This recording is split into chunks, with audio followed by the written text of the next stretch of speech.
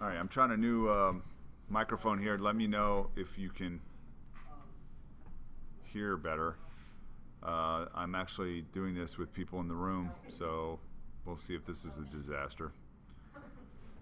So, assessing intelligence. Psychologists define intelligence testing as a method for assessing an individual's mental aptitudes and comparing them with others using numerical scores. So, they have to have a process by doing this, and how they go about doing it is what follows. Alfred, a little history at first. Alfred Binet, it's not Binet, it's Binet, okay, and Theodore Simon. They were mostly concerned. They were trying to figure out how to help kids in the para-school system who were not doing well. That was the main goal when they first started doing intelligence testing. It wasn't what it became eventually. Okay. Lewis Terman is U.S. Psychologist. He named it. He made some adjustments to it, and he worked at Stanford, so he named the new test the Stanford Binet. And at the bottom of this slide, you can see the formula is IQ equals mental age over chronological age times 100.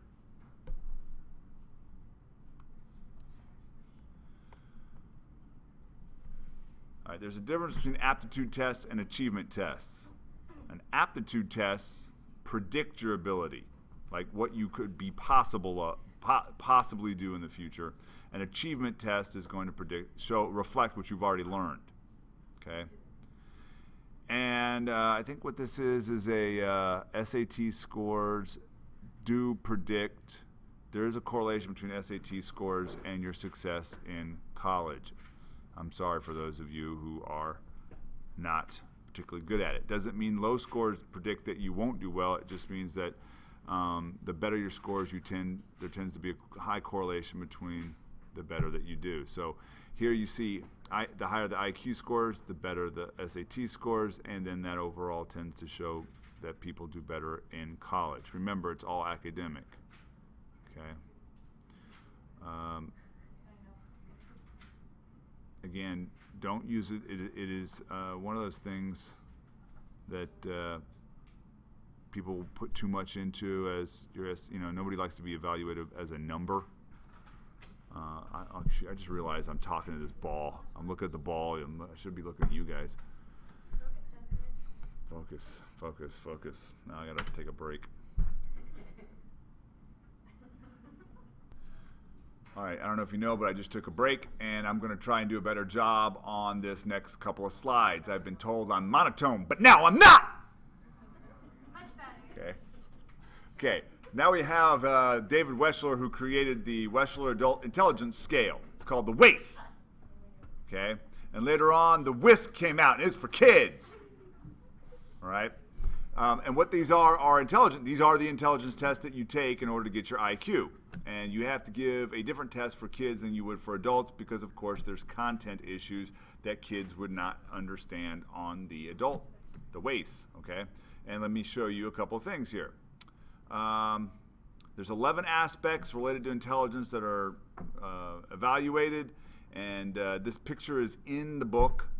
It shows a bunch of different ways that they go about having your intelligence evaluated. Putting pictures in order. That looks like a cut-up of a dog that you have to put together. They time all this stuff, and a lot of it's done with stopwatches to see how long it takes you. So anyway, that's the WAIS and the WISC. And I was asking my wife about it the other day, and this is her job. She administers this basically several times a week, and probably the WISC more because of she deals with kids, but I think they're on their 5th version. She said they just released the fifth version of it a couple of months ago. So, and what always cracks me up about these kits, because she has these kits that she always is carrying around in her trunk, or she doesn't have a trunk, she has a van, but in the back of her car. If somebody broke into a car, I'm sure people would steal the radio or whatever else was in there, probably leave these kits and have no idea what they're worth because most people don't think of it as junk. But each one of these kits is $5,000. And it always makes me laugh because if she has 3 or 4 of them in the car, she's got $20,000 or something just sitting right there, and nobody even knows what it is. Another funny thing that always made me laugh is these things, again, have some strange names.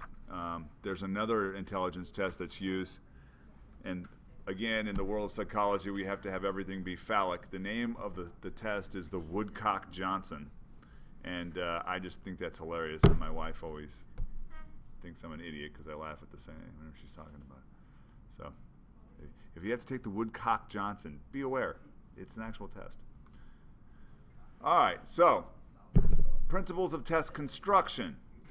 I think we already hit on a lot of this stuff in I think it was chapter 1, but anyway, going back over it is standardization, reliability, and validity. Very important if you're going to have a test that means anything.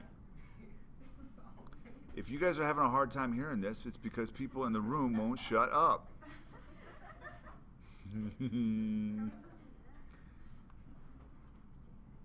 I guess. I don't know. I don't know how to incorporate people into the...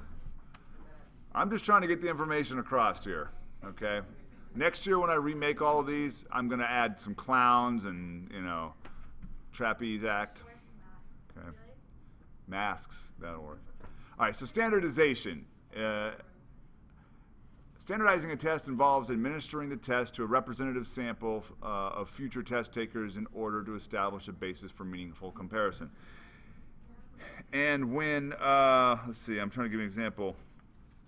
When Terman, Lewis Terman from Stanford, started off making it for Americans, he found 23 native-born white Americans of differing socioeconomic levels to give the test to.